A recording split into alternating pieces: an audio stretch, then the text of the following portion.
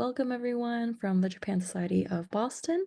Um, we have a very exciting special program planned for tonight in collaboration with the City of Tosashimizu, which is a sister city of Fairhaven and New Bedford in Massachusetts. So as part of our efforts to minimize over-tourism in highly frequented places, we're partnering with sister cities in Massachusetts to try to promote some of the more unique charms of local small towns in Japan. So I will now hand it off to our intern for the season, Alo, to introduce our speaker and get us started. Thank you very much. Hello everyone, I'm Alo. So today's speaker is Jason Sardina. Yes, everyone can hear me good. Today's speaker is Jason Sardina, who was a Massachusetts native that after doing the JET program moved to Tosashimizu. He became deeply engaged in the historical and cultural ties between Japan and the US, particularly between Tosashimizu and New Bedford and Fairhaven, like Joanne said. And now he promotes rural revitalization, immigration efforts, and cultural exchange there. Today he'll be telling us about the city, what makes it special, and its connection to our state. And I will turn it over to him. Well, thank you very much for that warm welcome and introduction. And I would also like to take this time at the outset to thank the Japanese Exchange Teaching Program for giving me the opportunity of a lifetime. I'd also like to thank the people of Tosashimizu and the kindness that they've shown me in welcoming me to their town. And also I'd like to thank the Japan Society of Boston for allowing me the chance to talk about this with everyone. So thank you very much. And I guess I never really thought that life would take me here to where I am. None of us really do. But looking back, it seems that my life has been something of a pursuit of interests that have taken me here to Tosashimizu, where I now live and work. And my goal here today is to share my interest in Tosashimizu and what led me here with you in the hope that you may find it interesting as well. So, Tosashimizu, a journey worth taking, a place worth staying. Let's get started on our journey. I would like to tell you that all the pictures that I will be presenting were taken by me in the town of Tosashimizu. If you have any questions about the pictures, please feel free to make comment in the comments. I'm often asked about what sparked my interest in Japan and the Japanese language. And now it just seems like something that I was always interested in. But I can remember liking Japanese pop culture from a young age, especially anime and manga, which I still read to this day. And as I grew, my interest in Japan also grew with me. I decided at some point that I wanted to study the language, but I had just started college at that point, and there were no Japanese classes offered at my school. So I started studying on my own. I took every book I could out of the library, I made friends, and I eventually visited Japan with those friends.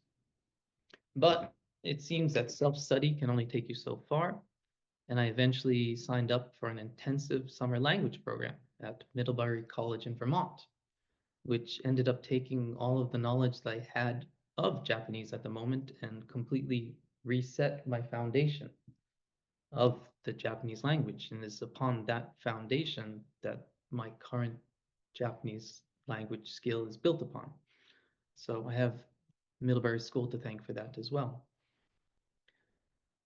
And after college, I worked in the family plumbing business, actually, which gave me freedom to pursue my interests in Japan in between jobs. And I ended up visiting almost every year. And just about every time I visited a friend that was in Japan in the Japan Exchange Teaching Program, or the JET program. And the JET program, or Japan Exchange Teaching Program, is a job program run by the Japanese government that brings people from other countries to Japan to work in schools and local government offices. Most participants work as assistant language teachers, or ALTs, helping teach English in Japanese schools. Others, as well, help with international exchange projects in local government offices.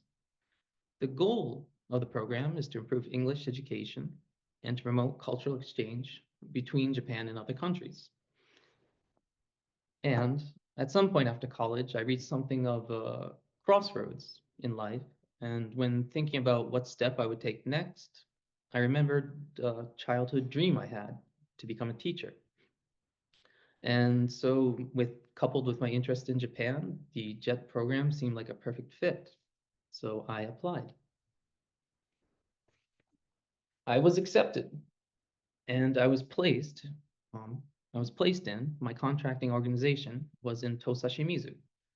So where is Tosashimizu? Uh, I did what most people I at the time haven't heard of Tosashimizu, so I looked it up and come to find out that it's down here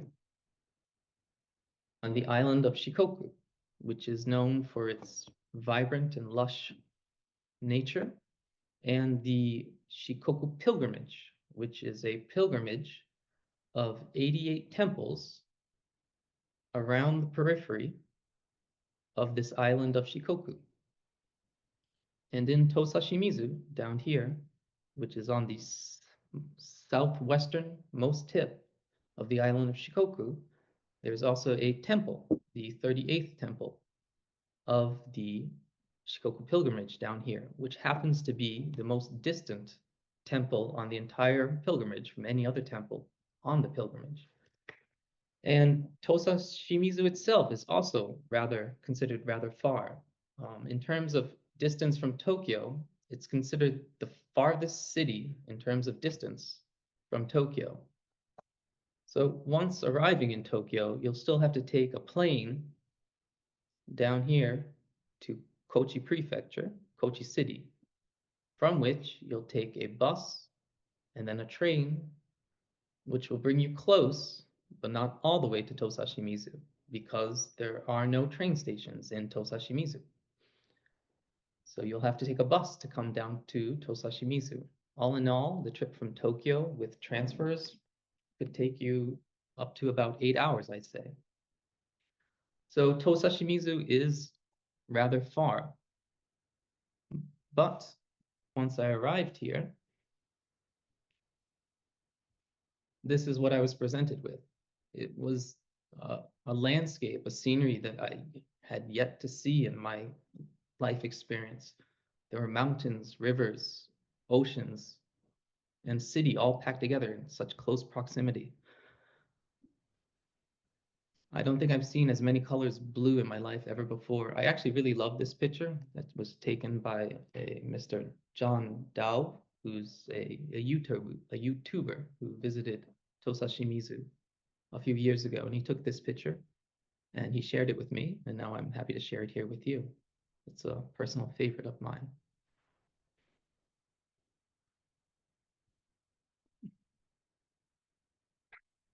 So I applied to the JET program, and I was eventually accepted and posted in Tosashimizu. This was my first business card that I made for myself at the time. Um, Business cards are an important part of Japanese culture in meeting and greeting people. And when I first started the JET program, I realized that it's a temporary thing. You can only do the JET program for up to 5 years. So I wanted to make the most of my time on the JET program and become as much involved as I could. But my main job was, well, as the title suggests, was teaching. I taught at elementary schools, middle schools, and eventually I also taught at preschools. My goal was teaching English, but it was more so to foster interest in language and culture through the English language. And I'm forever thankful to the teachers and staff that helped me and to the kids who made the job worthwhile and meaningful. And over the years, I have been here for some time, almost 15 years now, and seeing these kids grow up over the years is something of a source of pride for me as well. For work as well, I also had the opportunity to write a children's book with local children's book author that was handed out to the children of the city. And this is the recording session for the audio CD for the book, which is called I'm Happy, Me Too.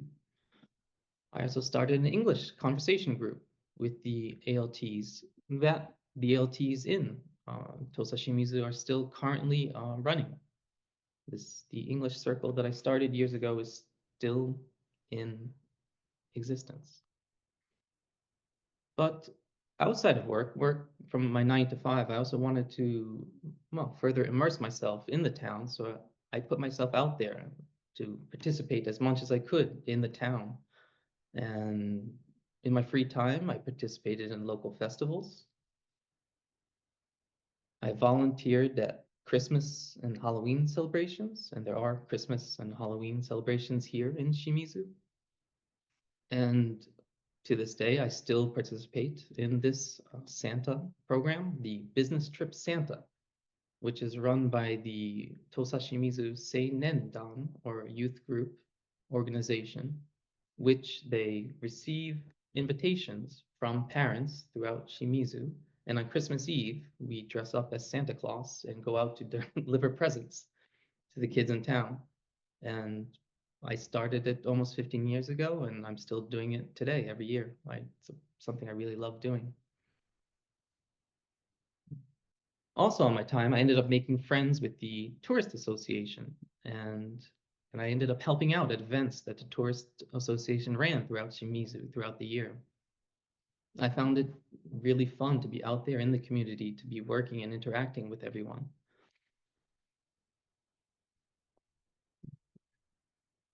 I also ended up finding the time to volunteer my time at a restaurant, the Captain Whitfield Tea Room, which was owned and operated by a woman deeply involved in the Sister City program, Miss Tanaka Hiromi, who recently passed away, unfortunately. And she had the idea to, in her restaurant, which is modeled after America and Americana, well, and the name of the Captain Whitfield Tea Room as well. She really thought it would be interesting if there would be an English waiter to have English conversation in the restaurant. And she approached me with this idea, and I was more than happy to participate. And I did this for 3 or so years, my final years on the JET program.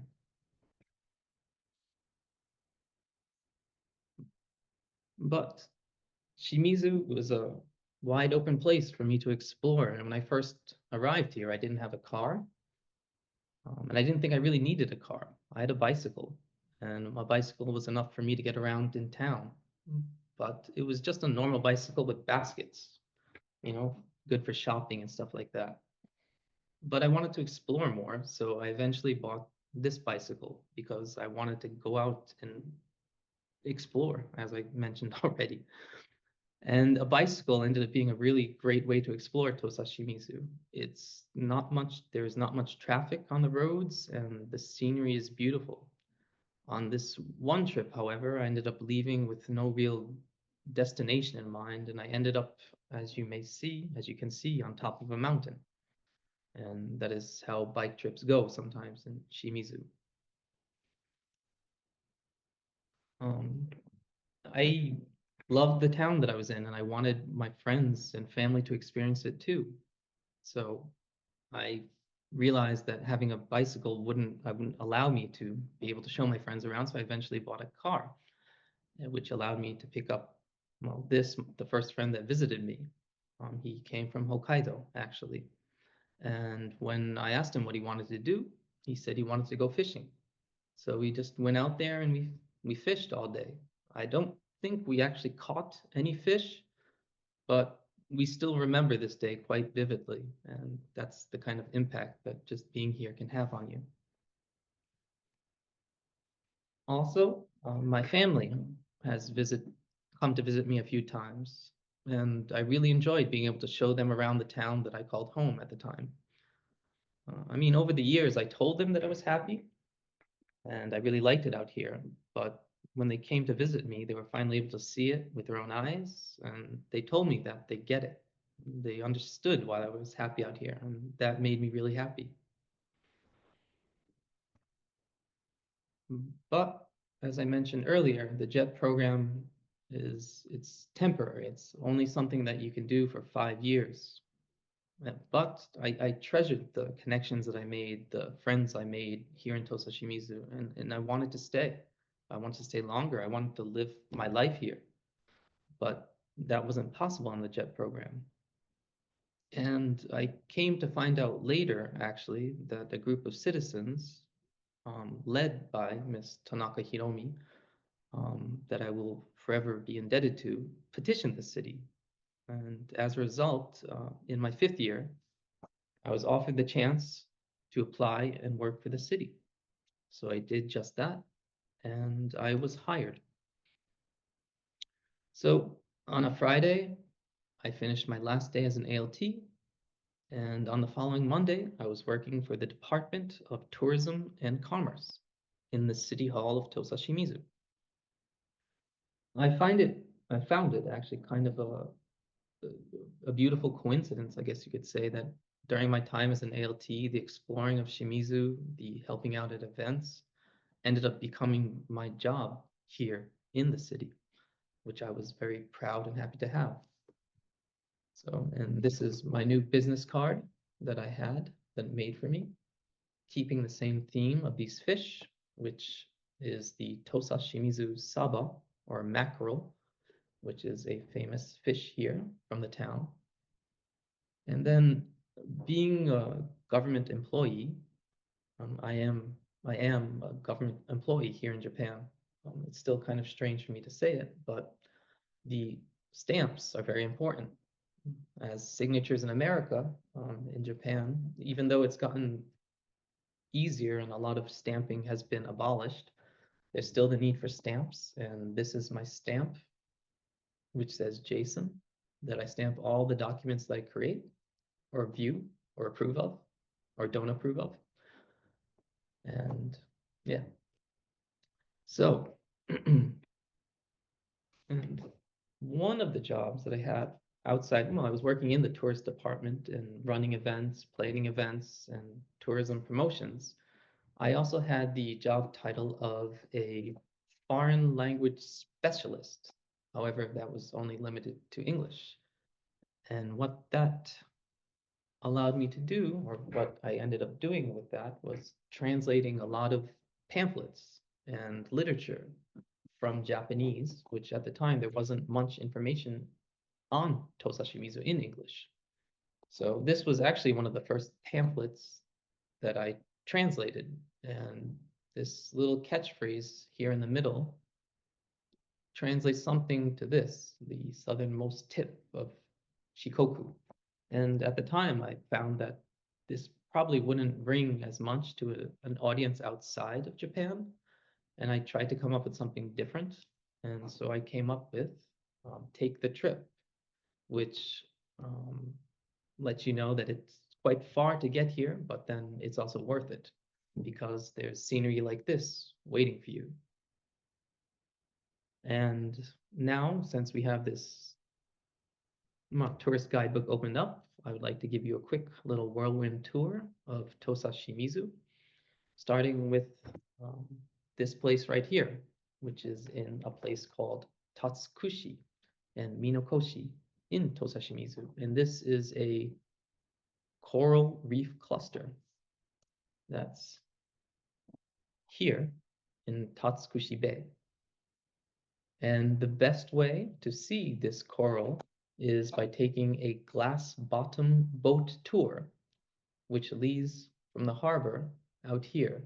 So a glass bottom boat is, as the phrase indicates, it's a boat with a window on the bottom of it that allows you to look down at the ocean. And the ocean here is clear, beautiful, replete with fish and coral. And due to that fact, it became the first marine park in Japan. So you take a glass boat out here and it docks down here, which allows you to walk this sandstone coastline, and which presents you with scenery like this. And this is all sandstone. And this picture is of a walking event that we hold every year here in Tosashimizu called the John Monjaro Walk. Ashizuri Hanahenro John Mondro Walk in its full name. And we walk the coastline of this really amazing and almost unearthly landscape. And this is the first day of the walk. The second day of the walk is actually down here in Ashizuri Misaki, which is known for its dynamic view of the Pacific Ocean, its 140-foot tall granite cliffs, and the Ashizuri Lighthouse, which is a symbol of Tosashimizu. The woods here of Ashizuri Peninsula, Cape Ashizuri, are lined with footpaths like this. And I really, really enjoy walking these footpaths and hear the play of light and shadow. There's a Japanese word called komorebi, or light that filters through the trees. And it describes this concept of the light and shadow playing in the wind on the ground. It's really something beautiful and mesmerizing.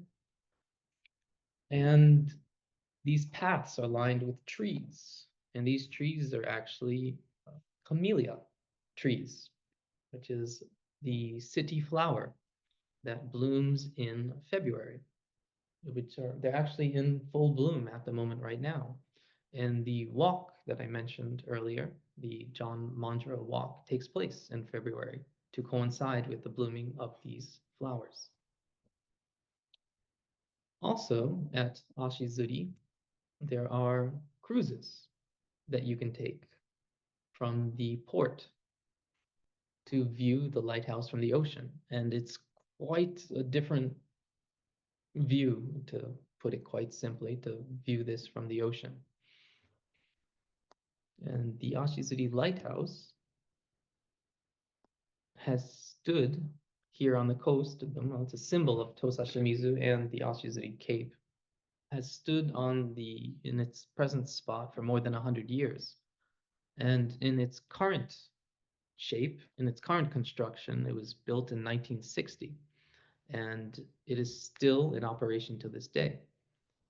And as you can see, there are people up there at the moment in this picture because there is an event that takes place, that has taken place recently, where once a year, again, to coincide with the blooming of the camellia flowers, where you can, I'm sorry, the bell here is ringing you guys can't hear it, but just give me a second. So it is currently 8:30 here in Japan on Friday, and the day of work has officially begun. And to signal that, there's a chime that rings. You may or may not have heard it. So, and with that, I would like to begin again. So the event here, where you can climb up to the top of the Ashizuri Lighthouse and look down upon the blooming tsubaki trees. And it also gives you views like this of the Pacific. And well, it is a lighthouse, so its function is to illuminate the night, illuminate the ocean at night to provide safe passage for ships. And well, which in recent years, due to GPS and whatnot, has become less of a priority, but still they serve their purpose. And in this photo, you can see a little purple up here.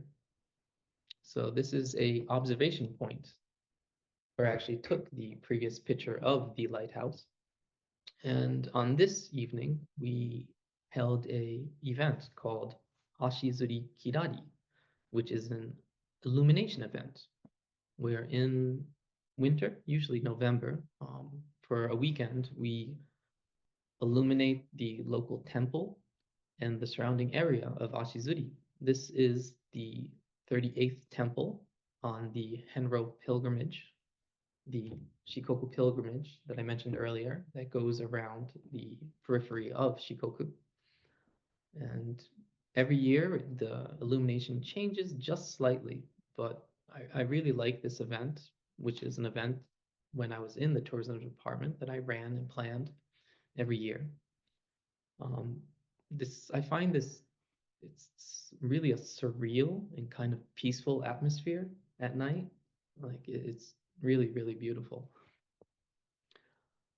And as well, take a little jump from Ashizuri. One other thing that this town is known for within Japan is this beach called Oki Beach, which is about a 1 mile long sandy beach that is famous among surfers. And every summer, 10 to 20,000 surfers come to this beach, which is known for its apparently its steady and constant waves that surfers seem to appreciate. So I've taken you on something of a highlight reel of some of my favorite places here in Shimizu, but there is really so much more beauty out there. Is also aquariums, museums, visitor centers, numerous restaurants and cafes. Unfortunately, I wasn't able to talk about the local cuisine, but Tosashimizu, as you might be able to guess, boasts the bounty of the ocean and the fields, with the daily catch and harvest available in stores and restaurants daily. And it's to be able to eat fresh fish and fresh vegetables straight from the farms and the oceans every day is something that I am really appreciative of, and that can only be done here in Tosashimizu. And of the sites that I showed you, the few sites, just to see those few sites, I think it would probably, to give it justice, would take you maybe 2 to 3 days just to make the rounds of those places. But here in Tosashimizu, we also have a large tourist industry, and to that extent, there are hotels and bed and breakfasts, B&Bs. There are B&Bs that as well that you can use to relax during your stay here in Tosashimizu. And in this area, this Kubotsu fishing port, they just started renovating vacant houses and turning them into hotels. So this little village here is slowly turning into like what's called a dispersed hotel type of thing, where people's houses are being turned into hotels, and the village itself is turning into something, was it in the attempt to turn into a sort of hotel village. And which brings me to, I worked in the tourist department for 8 years, almost 8 years. And that is something of a rarity here in Japan because staff changes are quite quite common actually here in Japan, especially in the government work. And I lasted 8 years in the tourist department. But I too am subject to staff changes, and I received my first staff change in my 9th year. And I was transferred out of the tourism department and into the planning and finance department, uh, where my main job is relocation support, which is helping people move and acclimate themselves to Tosashimizu. Um, my department, however, is also in charge of the sister city relationship that we share with New Bedford and Fairhaven in Massachusetts, which during the introduction that I received, which was let you know that I was also born in Massachusetts. So I feel a personal connection to this relationship and story as well, which I would like to share with you right now. So, more than 180 years ago, when a young boy from Tosashimizu set off on a fishing voyage that would have an impact on history that lasts to this day. That young boy's name was Manjiro. Throughout his life, he actually had 3 different names. Manjiro, which he was born because at the time, Japanese were not given family names. When he went to America, he became known as John Manjiro. And then when he returned to Japan, he was known as Nakahama Manjiro. And today, lastly, I would like to talk a bit about young Manjaro and the decision that he made that would eventually change history, I believe. So, young Manjaro was born in Tosashimizu, and he set off on his first fishing voyage at the age of 14 with 4 other crewmates. And on that fateful voyage, they got caught in a storm. They lost their oars, sail, and even supplies, and they found themselves adrift in the Pacific Ocean. Little did they know that they actually were caught in the Kuroshio Current, which is a warm current that flows up from the south along the coast of Japan. It's sort of like a roller coaster in the ocean, and especially in their situation with no oar and no sail, they were caught in this. And potentially, if the, they, under normal circumstances, they could have drifted out to the middle of the Pacific, never to return. But that was not the case on the year that Manjaro set out on his fishing voyage, because that year there was a curve in the current, which, after a week of drifting in the current, brought them to the island of Torishima, down here south of Tokyo, where they safely made landfall. And this is a statue in Tosashimizu that recreates that landfall on Torishima. But their journey, their adventure, or their trials weren't over yet because Torishima was an uninhabited island that had almost no vegetation or source of food.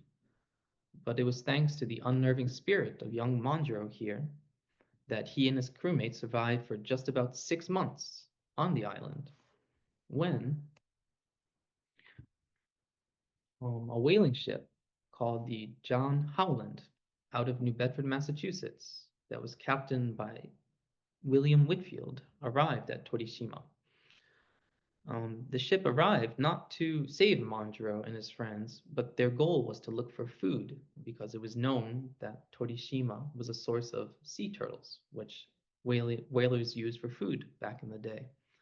And it was only coincidence that Manjaro was rescued that day. The Captain Whitfield knew that Japan was a closed country, and at the time, attempting to return Manjaro to Japan could result in imprisonment or even death for them all. So the captain decided, in their best interests, to let them off in Hawaii, which would give them the best chance to eventually return to Japan.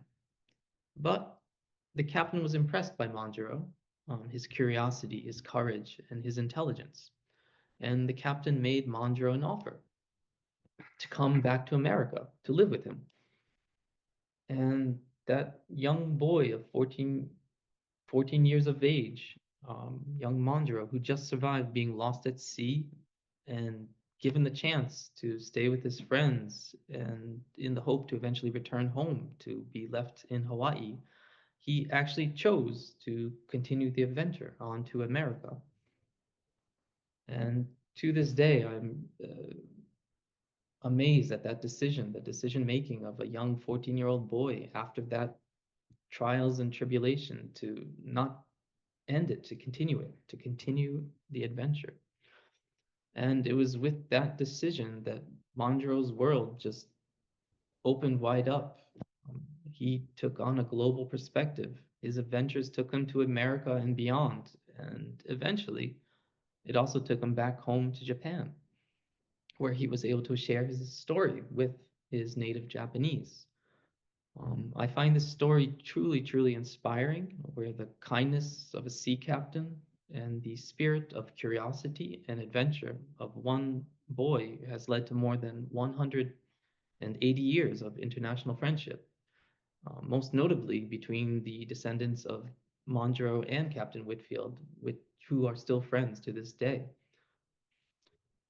And that spirit is still being kept alive and fostered in America by President Rooney, Ayako Rooney, and the Whitfield Manjaro Friendship Society. This is Captain Whitfield's house that Mondro lived in, that is now a museum that can be viewed by appointment. And I highly recommend to anyone that is in the Fairhaven, Massachusetts area to take a visit and learn more about this truly unique story. Yeah. Thank you so much, Jason. That was truly a wonderful presentation. I think people were maybe too mesmerized by the beautiful photos to really be thinking of questions in the moment. I also received a message they didn't want to interrupt. You just had a great flow.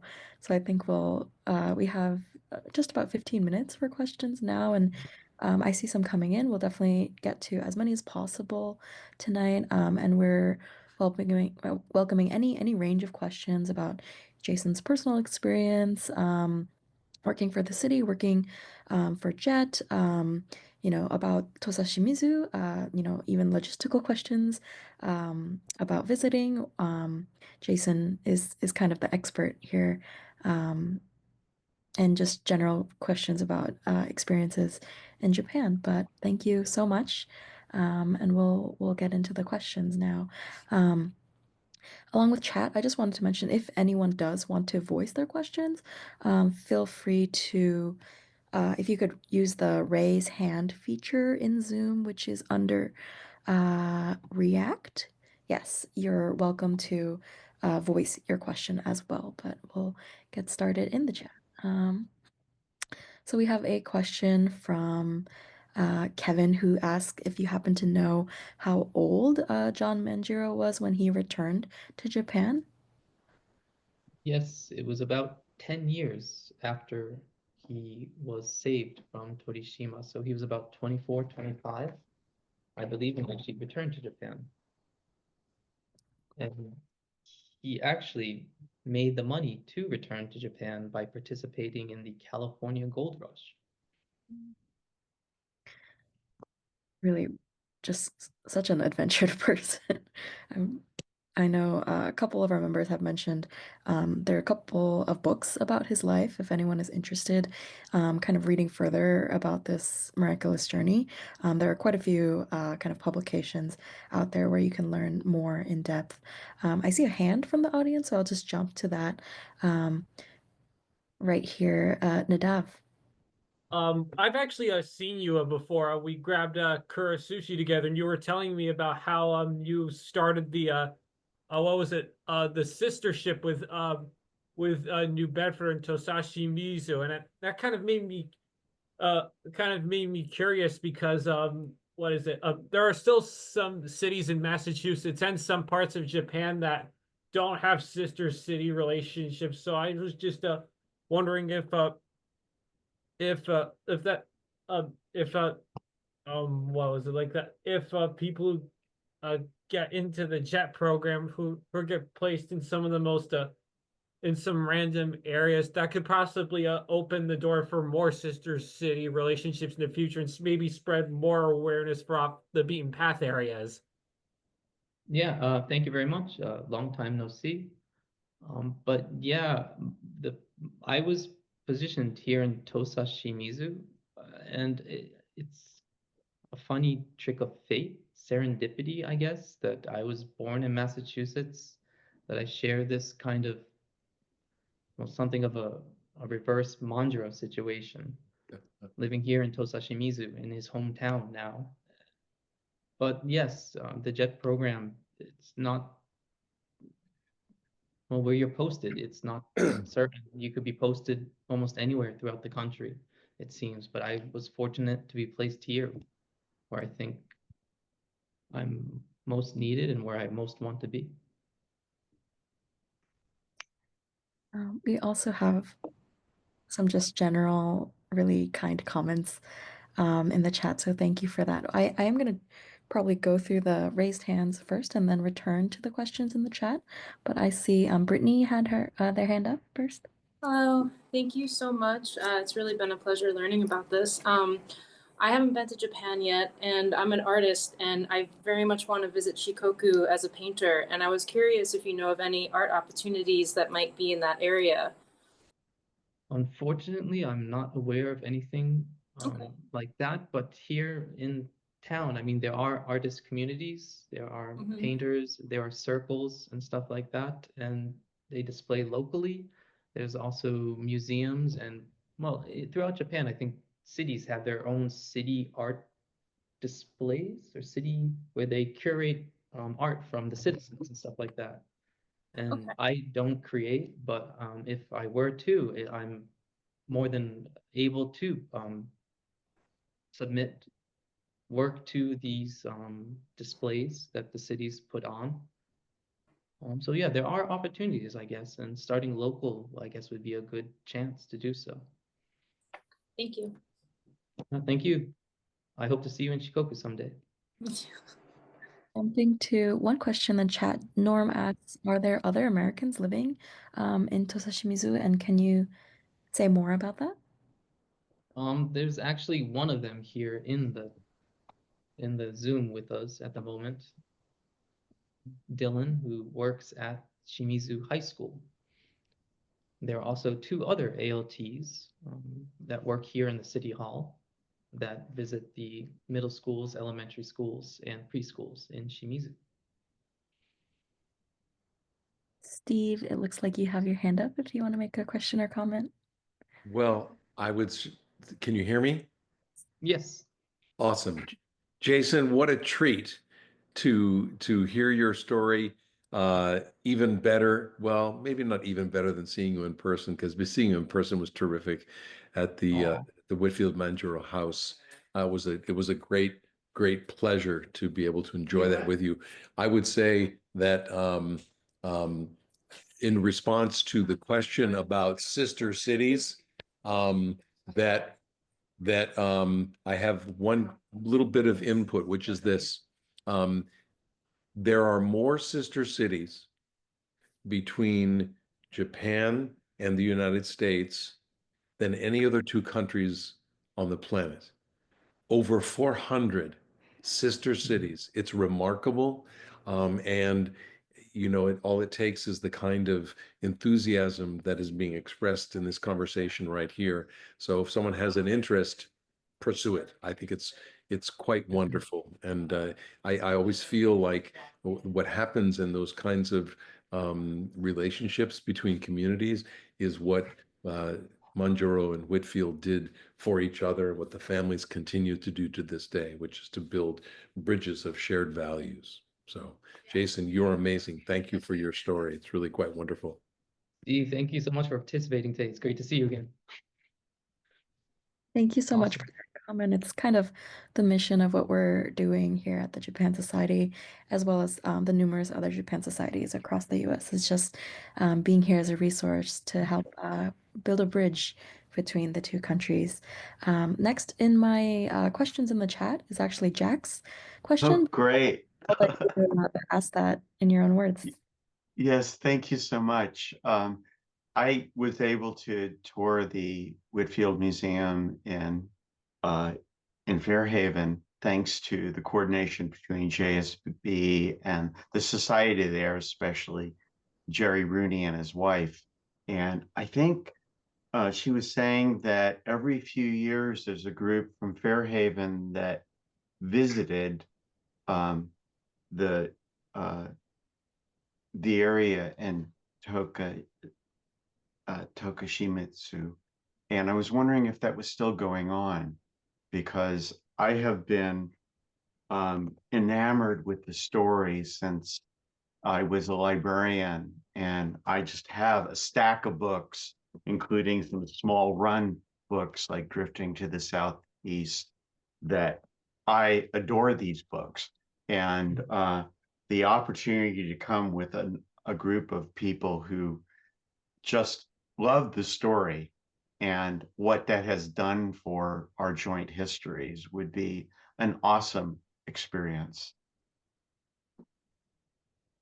So the question is in relation to the cultural exchange between Shimizu. Yeah, I'm sorry, I wandered. Yeah, I was wondering if you know if there's still groups that are coming through the museum of people that are maintaining the cultural collection, connection between the museum in Fairhaven and the museum and place in Tosa. Yes, so thank you very much for reminding me of something that I should have said in my presentation. But yes, there is a John Manjaro Festival that happens every other year Cool. in Fairhaven and every other year in Tosashimizu. This previous year, the event took place here in Tosashimizu when we were honored to have a group of dignitaries of them from the Whitfield Monroe Friendship Association and many other, I believe there were 13 members we were honored to accept and welcome to participate in our John Monroe Festival. And this year, in December, we will hear from Tosashimizu, a group of citizens, high school students, and more will be visiting the John Monroe Festival planned in Fairhaven on October 4th. Put that in your calendars, please. So if anyone is in the area and free, we'd love to see you there. I can see Jack writing that down. So, will you be in attendance in Fairhaven? Yes, I I will be. Well, Oh, that's awesome. No, I'm sorry. I forgot oh, to well, mute. we'll both be I in think it's attendance. great. I was down there for the Black Ship Festival and I had a fantastic time. And then the warm greeting from the Roonies and the other folks there for me with a long desired chance to visit the museum and talk to people. Thank you, Jack. William is asking what kind of accommodations are available to visitors. I know you mentioned a few of the styles.